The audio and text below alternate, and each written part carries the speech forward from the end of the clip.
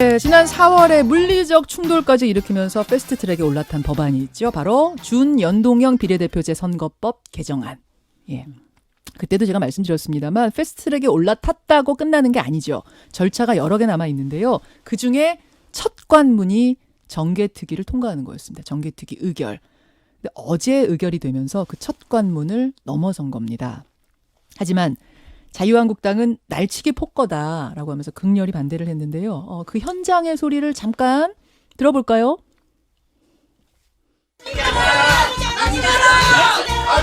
네, 어떻게 됐어요? 표결 결과를 말씀드리겠습니다. 재석의원 19분 중 찬성 11분, 반대는 없기 때문에 가결되었음을 선포합니다. 그러면 법률안을 의결하도록 하겠습니다. 예. 이런 상태에서 한국당이 이러고 나서 보이콧을 하고 나간 건가요? 신 대표님? 뭐 하도 자주 나가니까 잘. 그리고 어쨌든 표결할 때는 없었어요. 아무튼 예, 표결할 때 없었습니다. 보이콧하고 나가고 나서 이렇게 이제 의결이 됐어요. 예. 심상정 대표, 정의당 대표 나오셨습니다. 어서 오십시오. 네, 안녕하세요. 일단 오늘 오신 분들은 좀 특별한 자리에 오신 거라 좀 네. 특별한 날이라 네. 인사 나누세요. 우리 네, 25분의 안녕하세요. 예, 애청자들. 제가 전혀 이렇게 많은 분들이 기다리신 줄 몰랐는데, 모르셨어요? 예, 이 새벽에 새벽에. 전국 각지에서 이렇게 오시는 예. 열정을 그러니까요. 생각하니까 그러니까.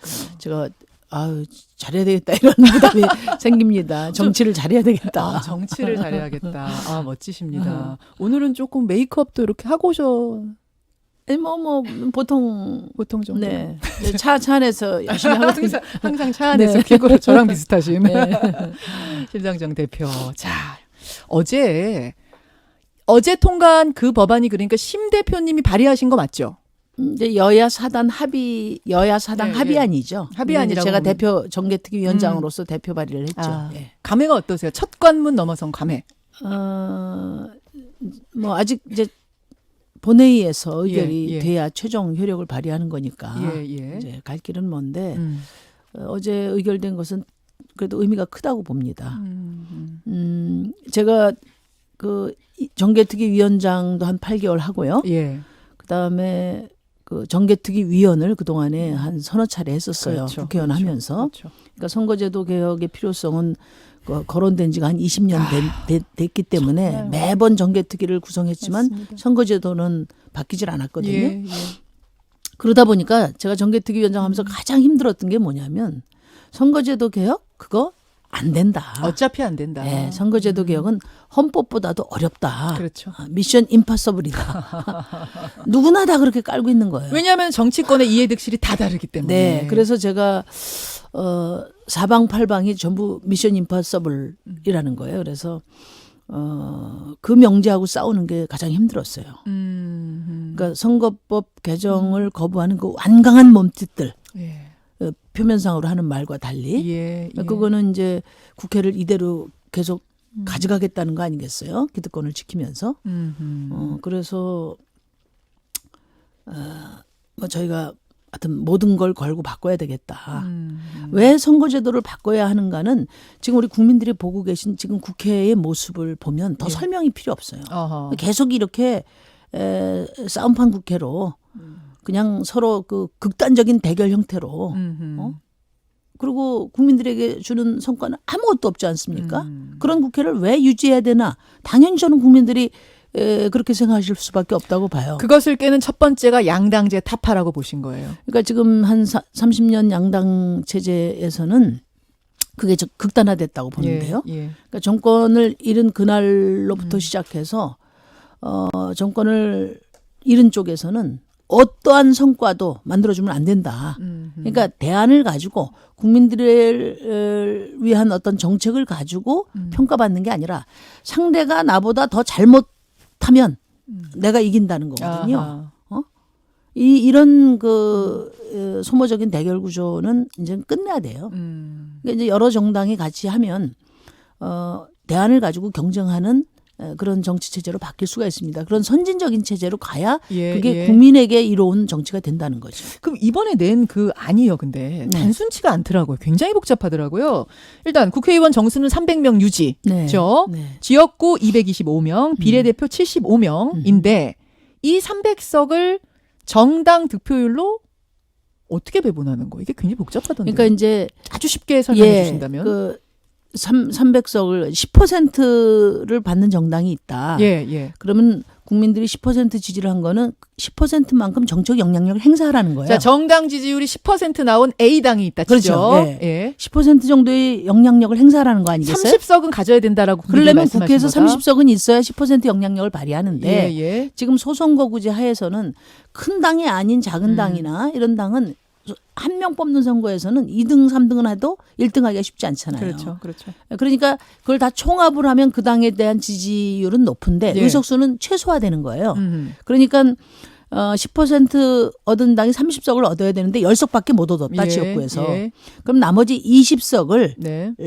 채워주는 게 연동형 비례대표제인데 어떻게 해서든 국민들이 그 정당에 준 그 10%는 맞춰주는 그렇죠. 거예요. 예, 예. 그 그게- 지역구 일단 빼고. 예, 그게 독일식이죠. 예, 독일에서는 그렇게 하죠. 근데 지금 당장 그렇게 100% 연동형은 어려우니까 그중에 반을 채워주자. 반은 채워주자. 예, 그러면 아. 20석이 갭이지 않습니까? 자, 10석 지역구 얻었고 20석이 남았는데 일단 10석은 무조건 채워주고 그러니까 반은. 20석 중에 반을 10석, 선 배정해 10석? 준다는 겁니다. 예, 예. 티오를 준다는 거예요. 나머지 10석은요. 나머지 10석은 현재 선거 구조에서는 보장되지 않죠. 아. 그러니까 50%만 보장해 준다는 거예요. 50%는 최소한 네. 보장해 주자. 자기 정당 지지율과 의석수 간의 괴리를 아하. 절반을 선 보정해 주고 예, 예. 그리고도 이제 다 나눠주고 75석 비례 의석이 좀 남지 않습니까? 예. 그 남는 거는 정당 지지율대로 해준다는 거예요. 이해되셨어요, 여러분? 이해되세요? 이해되신다고. 다 이해하고 계세요. 근데 그 한국당이 어제 지금 아까 여러분 음향도 들으셨습니다만 가장 거세게 반대를 하고 있지 않습니까? 한국당의 반발은 왜라고 보시는 거예요? 왜냐하면 지금 시뮬레이션을 지난 총선 기준으로 요 개정안으로 돌려보니까 뭐 한국당만 의석 줄어드는 게 아니고 민주당도 줄어들고 하던데 네. 왜 한국당이 이렇게 강하게 반발한다고 보십니까? 이제 그 기득권 본색이죠, 뭐.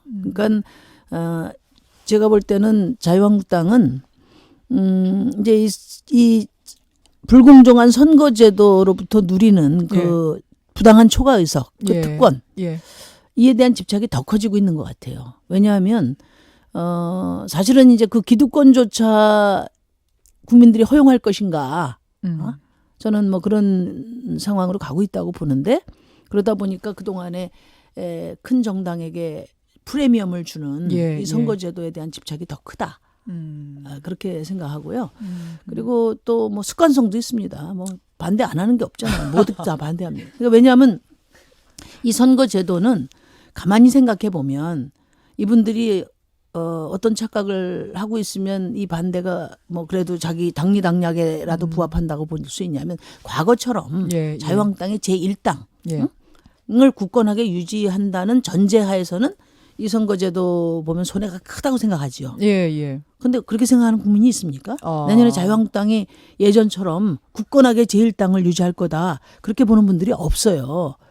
그러니까 그 착각과 망상도 이 선거제도를 이렇게 극렬하게 반대하는 그 배경에 있다 이렇게 봅니다. 물론 국민들 생각이 어떨지 단정적으로 얘기할 수는 없지만 정의당의 심상정 대표가 보시기에는 바로 그 부분에 기인한다라고 아니 뭐 보시는 거군요. 그 의원님들 따로 개인적으로 예. 만나보면 예. 그런 얘기 하시는 분들 많아요. 내년에 그래요? 뭐 80석도 안 될지도 몰라. 뭐 이런 이렇게 걱정하시는 분들이 많은데 근데 이제 진지하게 예, 국민들이 바라는 어떤 정치를 향해서 협력하면서 경쟁하면서 승부를 보겠다.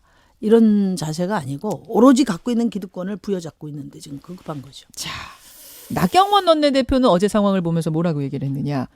조국 법무부 장관 후보자로 인해 전국이 불리하게 돌아가니까 전국 전환을 위해서 이 선거법 개정안 카드를 어제 쓴 것이다. 네. 날치기 했다. 대단하세요. 무슨 그러니까 이 말씀이세요? 나경원 기억법이 늘 그 불편한 이유는 뭐냐면은 나경원 기억법? 예. 어. 왜냐하면 예, 예.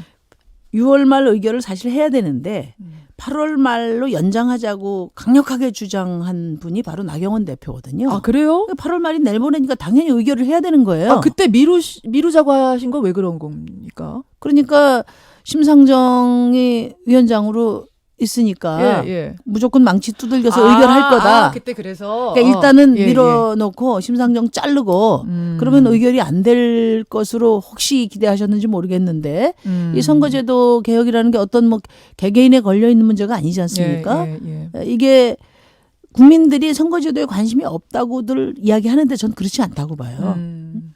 너무 뭐 먹고 사는데 바쁜데 세세한 이 제도 설계까지는 관심 두기 어렵다 하더라도 정치가 바뀌어야 된다는 건 아주 국민들의 확고한 의지거든요. 여론조사에 보면 항상 그래서 압도적이었죠. 이 20년 동안 안 된 선거제도 개혁이 이렇게 그래도 꾸역꾸역 오는 이유는 저는 국민들의 그 열망이 뒷받침해주고 있기 때문에 그렇다고 봐요. 그러니까 나경원 대표가 착각을 한 거예요. 만약에 이게 조국 정국을 돌파하기 위해서 했다면 이분은 작년 12월 달에 그 5당 원내대표 합의할 때부터 내년 8월에는 조국 정국이 벌어질 것이다. 이걸 예견했다는 얘기인데 이게 말이 안 됩니다. 그러니까 나경원 대표의 기억법과 국민의 기억법 사이에 큰 괴리가 있다는 것을 한번 생각해 보길 바라요. 이분은 늘 정직하질 않아요. 그리고 너무 견강부회가 심해요. 그러다가 설명하신다. 네, 유리하게. 그래서 크게 신경 안 쓰셔도 될 것 같아요. 왜 그러세요? 또 제가 나경원 원내대표 지금 섭외하고 있거든요. 나오시면 질문 한번 드리도록 하겠습니다. 여러분, 정의당의 심상정 대표 만나고 계십니다. 오늘 모신 주제는 아닌데 제가 잠깐 하나 좀 오늘은 뭐 워낙 이 주제가 중요하다 보니까 또 큰 우리 사회를 지금 덮고 있는 주제다 보니까 나오시는 분들께 다 조금씩은 여쭙게 되는데 조국 후보자에 대해서 처음에 비판적 의견을 내셨고 계속 그 의견으로 가고 계시는 거다라고 저는 생각하고 있었는데 어제 SNS에다가 검찰의 압수수색과 관련해서 강하게 비판하셨네요. 예, 어떤 의미입니까? 네, 그 조국 후보자에 대한 평가는 조국 후보자에 대한 평가인 것이고 검찰의 행위에 대해서는 또 검찰의 행위에 대한 평가거든요. 그러니까 저희는 이제 그 정의당의 입장에 대해서 관심이 지나치게 지금 그 높아지고 있어서 저도 부담인데 부담스러워요. 저희는 뭐 분명합니다. 예. 각 정당마다 5천만 국민 중에 누구를 주로 대변하는가가 다 다르기 때문에 정당이 다른 거예요. 그렇죠. 예. 그렇죠. 우리 당은 노회찬 전 대표님 말씀하신 6,411번 버스. 우리 사회에서 기득권이나 특권을 누리지 못하는 다수 보통 시민들의 입장에서 보는 겁니다. 6,411번 버스를 타고 매일 차 아침에 타고 출근하시는 그분들 눈높이. 네, 그분들의 눈높이에서 판단하는 게 정의당의 스탠스예요. 이제 그런데 그런 스탠스로 하다 보니까 정부의 인사가 이 기준에 맞는 게 그닥 많지 않지 않겠습니까? 근데 이제 지금은 우리 정의당 정부가 아니고 민주당 정부고 문재인 정부인데 전부 우리 기준으로 다 안 된다고 하면 뭐 그것도 합리적이지 않죠. 그래서 우리 기준에 대한 입장은 분명히 제시할 것이고 우리 기준에 어긋나더라도 그러면은 최소한 국민의 동의는 받아라. 그게 우리 데스노트의 기준입니다. 그러니까 정의당이 보는 보통 시민의 눈으로 볼 때 아니다. 그렇다 하더라도 인사권자가 이런 최소한의 가이드라인의 범위 내에서 그래도 인사를 하겠다고 하면 국민의 눈높이, 국민의 동의는 받아라. 그게 저희의 기준이에요. 국민의 동의를 받아라라는 게 청문회인가요? 아니면 국민 전체적인 그건 무슨 여론조사? 매우 정략적이고 무슨 뭐 심오한 어떤 그 정치 술수를 통해서 우리 결론이 나오는 게 아니라 딱 이 두 가지입니다. 근데 조국 후보자는 뭐 저도 개인적으로도 잘 알고 잘하시죠. 정말 잘하시죠. 그 누구보다도 아끼는 분인데 어쨌든 본인이 높여놓은 도덕적 기준이 있어요. 그 기준에는 그동안에 지금까지 드러난 여러 가지 의혹들이나 문제 제기를 놓고 볼 때 그것이 위법이냐 아니냐 이런 걸 떠나서 불법이냐 아니냐를 떠나서 뭐 아이 문제도 마찬가지입니다. 그 시기에 외고를 보낸 외고를 다닌 그 가정에서는 그 계층 내에서는 그거는 뭐 다반사였다 이런 얘기 저한테 하시는 분들도 많아요. 그게 법적으로 옳으냐 그르냐를 떠나서 보통 시민들은 또 접할 수 없는 기회지 않습니까? 예?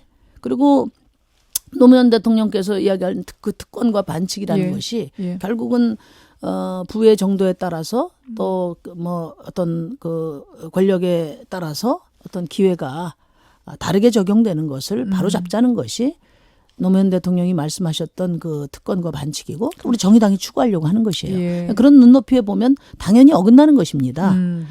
그렇지만 조국 후보자가 그 누구보다도 그 사법개혁에 예. 강한 의지를 가져왔고 예. 또 현재 사법개혁안을 설계하는데 주도적인 역할을 해온 사람이에요. 저는 개인적으로 조국 후보자가 사법개혁에 대한 의지와 예. 또 역량을 갖추고 있다. 개인적인 역량을. 예. 예. 그건 뭐 의심의 여지가 없다고 봅니다. 그런데 문제는 이제 그 이 두 가지 문제를 어떻게 종합해서 평가할 것이냐. 예. 근데 또 하나는 고위공직자는 아무리 또 좋은 비전을 갖고 있어도 국민의 신임이 있어야 그렇죠. 그 개혁을 할 수 있는 거예요. 능력이 아무리 출중해도 개혁은 그 특권 그 기득권 세력을 뚫고 맞아요. 이루어져야 되기 때문에 국민적 지지가 중요하다. 과연 이제 그 동력을 갖출 수 있을 만큼 국민들이 동의해 주느냐 이런 걸 종합해서 저희가 판단할 종합해서. 예정이고요. 예. 그래서 국민청문회 예. 절차, 그러니까 국회 청문회 청문회. 절차는 그런 것들을 다 종합해서 판단하도록 반드시 만들어야 열려야 돼요. 된다. 그렇죠. 청문회. 당연하죠. 지금 무산될 가능성도 헌법적 있다고 절차입니다. 해서요. 반드시 열려야 된다. 그러니까 자유한국당이 저 청문회를 보이콧한다는 것은 예. 그동안에 자유한국당이 제기했던 그 모든 의혹이 사실이 아니거나 자신이 없거나 그렇게 평가할 수밖에 없어요. 그러니까 알겠습니다. 그런 점에 대해서는 예. 자유한국당이 이제 그 이런 국민들이 정말 지금 관심이 집중돼 있고 뭔가 내가 지금 이번에 정확하게 판단해야 되는데 이런 생각을 갖고 있는 상황에서 국민들이 판단할 기회, 국민들이 청문회라는 거 듣는 건데 예. 듣고 판단할 기회까지 봉쇄한다면은 그렇다면은 저는 자유한국당은 제1야당 자격이 없다. 알겠습니다. 여기까지 심상정 대표와의 오늘 인터뷰. 여러분 좋으셨죠? 박수 주십시오. 고맙습니다. 김현정의 뉴스쇼는 청취자 여러분의 참여로 이루어집니다. 트위터, 페이스북, 레인보우 게시판, 그리고 단문 50원, 장문 100원의 유료 문자 샵 1212, 우물정 1212 통해 참여하실 수 있습니다. 김현정의 뉴스쇼, 여러분과 함께 만듭니다.